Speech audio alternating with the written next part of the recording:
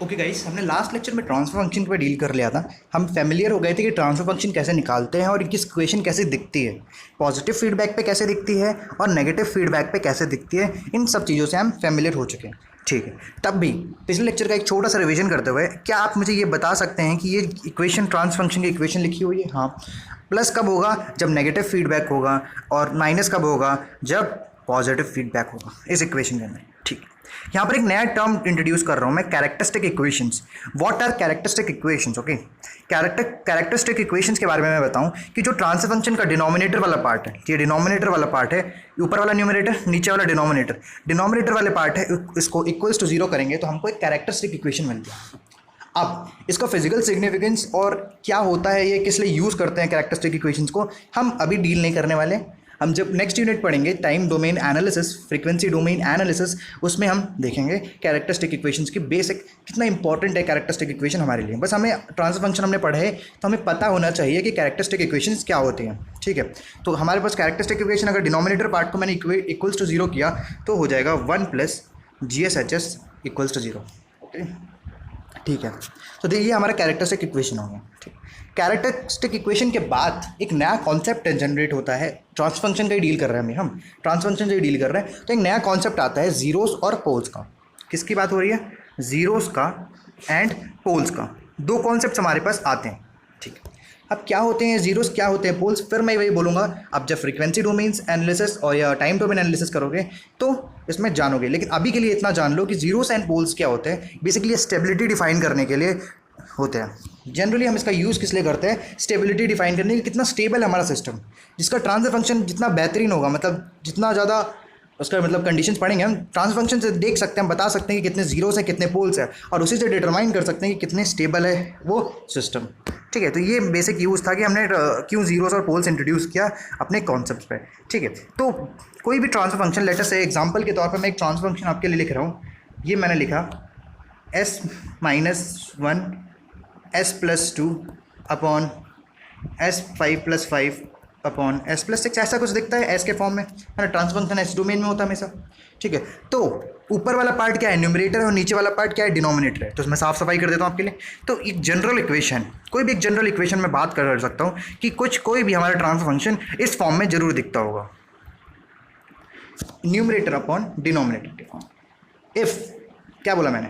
If we equate, क्या बोला मैंने? If we equate numerator equals to zero, हमने जब अगर न्यूमरेटर इक्वल्स टू जीरो करते हैं तो हमें मिलता है zeros of system. Zeros of system मिलता है, मतलब जीरो मिलता है हमें। ठीक है, और अगर हमने डिनोमिनेटर को इक्वल्स टू जीरो कर दिया, हमने न्यूमरेटर इक्वल्स टू जीरो किया तो हमें क्या मिला?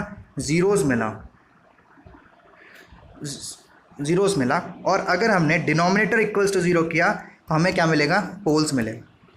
तो अगर आपसे कोई भी पूछे ट्रांसफर फंक्शन देके कि भाई साहब आप बता दीजिए मुझे कि भाई जीरोस क्या है इस ट्रांसफर इस सिस्टम के अंदर, क्या क्या जीरोस है और क्या क्या पोल्स है, तो आपको कुछ नहीं करना है, बस न्यूमरेटर को उठाना है, उसको इक्वल्स टू जीरो कर देना, तो आपको जीरोस मिल जाएंगे, एस की वैल्यू जो आएगी, और डिनोमिनेटर को इक्वल्स टू जीरो कर दोगे तो आपको पोल्स मिल जाएंगे।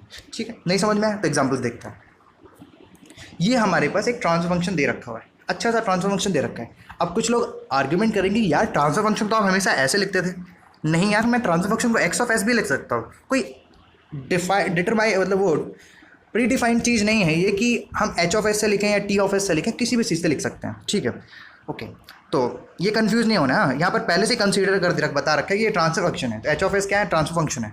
ठीक है, ट्रांसफर फंक्शन क्या दे रखा है? S+2 upon S² plus 0.25। Okay, तो मैंने क्या बोला सबसे पहले? अच्छा चलो, जिनको न्यूमरेटर डिनोमिनेटर पे कंफ्यूजन भी बता देते। न्यूमरेटर ऊपर वाला पार्ट होता है तो S+2 न्यूमरेटर हो गया, और डिनोमिनेटर क्या हो गया? S² plus 0.25। ओके, ठीक है, ये तो बेसिक बात हो गई। ओके, अब आपसे इस क्वेश्चन में किसी ने पूछ लिया कि यार मुझे बता दो जीरोस क्या है, तो आप क्या करोगे? न्यूमरेटर को इक्वल्स टू जीरो कर दोगे, और न्यूमरेटर क्या है? S+2 इक्वल्स टू जीरो कर दोगे। तो एस की वैल्यू यहाँ से क्या आ गई? -2 आ गई कि नहीं आ गई? तो -2 क्या है यहाँ पर? जीरो है इस ट्रांसफर फंक्शन का, इस सिस्टम का जीरो है -2। वैसे सिमिलरली अगर मैंने पूछ लिया आपसे कि यार मुझे पोल बता दो, तो आप क्या कहोगे? क्या ठीक है, पोल बता देते हैं। तो पोल बताने के लिए डिनोमिनेटर को इक्वल्स टू जीरो करना पड़ता है, कर देते हैं। डिनोमिनेटर क्या है? S² plus 0.25 equals to zero. S की वैल्यू जो भी आएगी वो क्या होगा? उसका पोल होगा। ठीक है, तो यही काम हमने यहाँ भी किया हुआ है। देखो एस इक्वल्स टू -2 हमारे लिए क्या है, हमारा एक जीरो है, न्यूमरेटर को इक्वल्स टू जीरो किया है और डिनोमिनेटर को इक्वल्स टू जीरो करेंगे तो ये हमारा S is equals two plus iota 0.25 मतलब कॉम्प्लेक्स नंबर आएगा। ठीक है, ओके तो मतलब आप यहाँ पर आप समझ चुके होंगे कि जीरोस कैसे निकालते हैं किसी भी सिस्टम का और पोल्स कैसे निकालते हैं। ठीक है, तो आपके लिए एग्जांपल ये ट्राई करिए, कमेंट बॉक्स में कमेंट करिए आंसर इसका, और इंपॉर्टेंटली आपको नहीं आता है तो मुझे मैसेज करिए, मैं फिर आपको इसको समझा सकता हूँ। ठीक है, तो फिर से दोबारा वीडियो देखिए, आपको समझ में आएगा। तब भी समझने के लिए तो ये न्यूमरेटर ये पार्ट है, डिनोमिनेटर ये पार्ट है, इक्वल्स टू जीरो करो, ऊपर वाले में जीरो मिल जाएगा, नीचे वाले में आपको पोल मिल जाएगा। ये रही हिंट इस क्वेश्चन के लिए।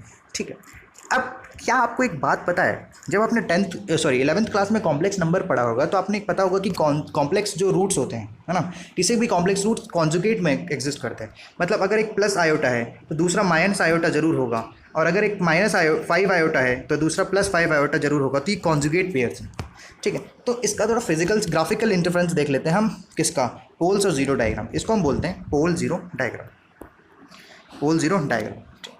तो पोल जीरो डायग्राम के अंदर अगर आपको रिप्रेजेंटेशन की मैं बात करूं तो अगर आपको रिप्रेजेंट करना है तो क्रॉस से हम किसको रिप्रेजेंट करते हैं, पोल को रिप्रेजेंट करते हैं, और अगर हम जीरो को रिप्रेजेंट करना चाहें तो ये सर्कल से हम जीरो को रिप्रेजेंट करते हैं। ठीक है, तो अगर हमारे पास यहाँ पर आप देखिए समझिए और मुझे बताइए कि यहाँ पर जीरोस कौन कौन से और पोल्स कौन कौन से हैं। ठीक है, जीरोस के लिए हमारे पास सिर्फ -2 है और पोल्स के लिए हमारे पास -1 है, और क्या है 2j कॉम्प्लेक्स नंबर आयोटा ये बेसिकली। ठीक है, -2j, ये तीन हमारे पास पोल्स हैं और एक हमारे पास जीरोस है। इस सिस्टम किसी भी ट्रांस फंक्शन का ये आप बना सकते हो पोल जीरो डायग्राम, आपको बस पोल पता होना चाहिए और जीरो पता होना चाहिए।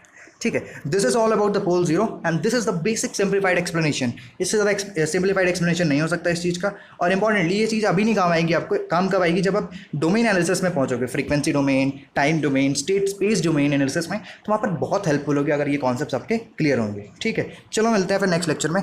और बेसिक काम तो पता है ना आपको, प्राइमरी काम क्या है, सब्सक्राइब करके चलना। थैंक